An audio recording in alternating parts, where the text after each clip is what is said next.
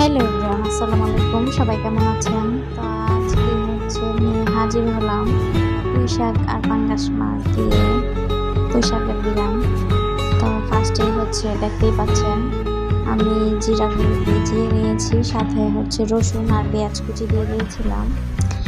তো তারপর ভালো করে বাগার দেওয়ার পরে যে পুঁই শাকগুলো কিন্তু আমাদের ক্ষেতের, মানে বাড়িতে যে লাগানো হয় না ওইখান থেকে আর কি, কিনা না।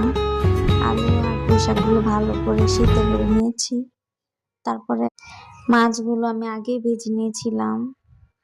পাঙ্গাস মাছ যেহেতু একটু হালকা ভাজি হলে মজা লাগে না, তাই একটু ভাজা ভাজা করে, মানে লাল লাল করে ভেজে নিয়েছি।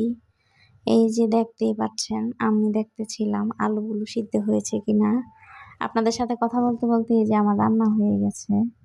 তো সবাই কিন্তু আমার চ্যানেলটা সাবস্ক্রাইব করবেন, আমার পাশে থাকবেন, ভিডিওতে লাইক কমেন্ট শেয়ার করবেন। টাটা, আসসালামু আলাইকুম।